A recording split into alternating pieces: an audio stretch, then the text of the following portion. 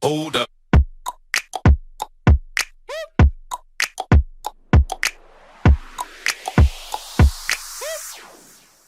Hey SMU crew, this training is going to absolutely blow your mind because I'm going to give you real life examples of how to create absolutely killer organic content that slays. Now, this presentation was originally prepared for a group of 6 to 7 figure earners, and I've grabbed my favorite parts of this presentation and put it together just for you guys, especially since you're already familiar with the 3 E's. We're going to touch on them lightly, and I'm going to give you guys real examples of why the 3 E's work and exactly how to use them, plus 2 other keys to organic content that performs every single time. Let's dive on in. First and foremost, in case you don't know, I actually own an agency where we work with real clients. We work with clients such as Lionsgate, yes, that's a part of the Fortune 500, ClickFunnels, Factory Forged, and multiple 2 Comma Club winners. So if you didn't know, I'm actually in the trenches with you every single day doing work, working with clients, delivering awesome results, having setbacks, and having to discover what actually works on a day-to-day basis. Now, I'm going to share with you guys the secret to creating content that slays, and there are 3 major parts of it. Number 1, the 3 E's of social media and a bonus, but if you've already watched the 3 E's training, I recommend that you watch this after it and don't skip any part just because you've already watched the 3 E's. No, in fact, I recommend that you first watch the 3 E's training within the SMU portal and then watch this training. The fastest and cheapest way to create content that slays, and the language and copy you need to use. So we're going to talk first and foremost about key number 1, and that is the 3 E's of social media. Now, you guys have probably already been through the training, the 3 E's, which I share in the portal, but we have educate, entertain, and engage. Now, educate is pretty simple. You guys are familiar with what it is since you've already watched my 3 E's training, but I wanted to share with you how the 3 E's can be used in a way that is a little bit sexy, a little bit controversial, in a way that it makes people say, what? Instead of thinking of education as a textbook, instead think of it as how can I break the beliefs that people have currently? How can I re-educate them and make them say, oh my gosh? Well, one of the best ways that you can do this is actually by looking at TMZ. TMZ is one of the best websites for creating incredible content. They actually show you how they turn something that's ordinary or mundane or everyday and they make it super, super, super attractive and appealing just by making it really engaging. So, for example, we could say gluten-free is the best way to lose weight. Or we could say maybe 100 years ago there were healthy whole grains, but not today. Now it's juicy. Now it's a topic that makes people want to click, want to open, want to learn more. So educate needs to be used differently if you want your content to slay. When it comes to entertaining, this is pretty fun. Now, interestingly enough, I like to put quotes into the entertain category because people like to share quotes all of the time. And one of my favorite ways to find quotes that relate to my industry is to search for the accounts that are successful that my people follow. One example of this might be, for example, if you wanted to target people who are interested in weight loss, you might look at Kayla Isantes, or you might look at Emily Skye. You could look at different people who are very highly engaged with and look at the quotes that they're sharing, look at the content that they're putting up there. That's a different version of entertain, but entertain is something that just makes people say, ooh, yeah, I like that. I have to share that. It inspires something in me. We like to use quotes and then we turn them into branded graphics.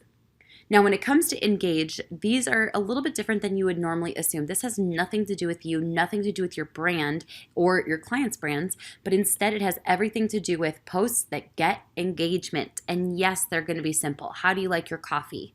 Tell me, what did you eat this morning? These are organic posts, you guys, by the way. Look at those results. It's pretty fun. So I want you to try that out with Engage. But now I'm going to share with you guys the bonus key, and that is the 4th E. Are you ready for it? And that is emotion. Emotion essentially is the backstory, the thing that makes people feel.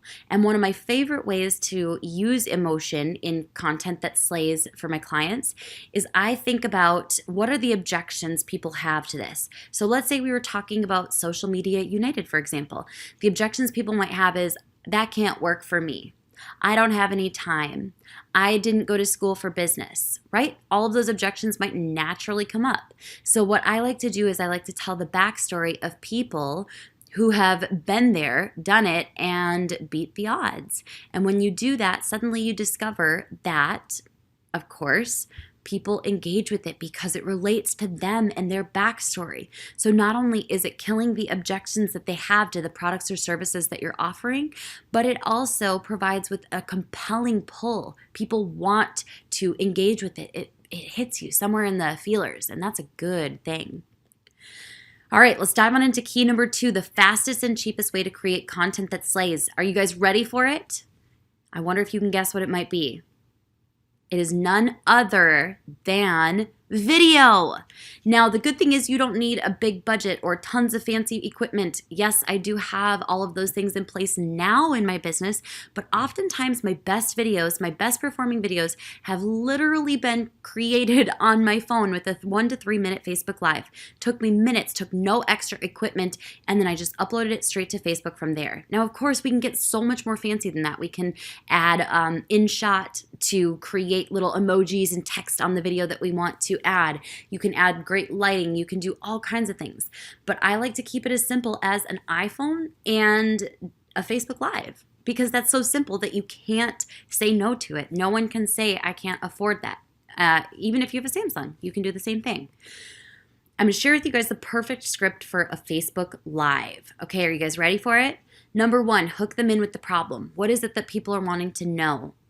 Is it, I know the real reason why you're not booking clients. Then you identify that you have the solution. I'm going to share with you guys the solution that I have to this, okay? But first we have to dive in and explore some of the things that you might be experiencing. Break down the false beliefs. What are the false beliefs that people have about securing a client? It might be, I don't have experience in marketing. I don't have money to spend on advertising. I don't, right? So on and so forth. I don't have a great resume. So I might break down those 3 things, right? Now, once you break down those 3 false beliefs, then you can dive on into the actionable fix. You know, I actually put together an incredible guide for you on how to secure clients in social media.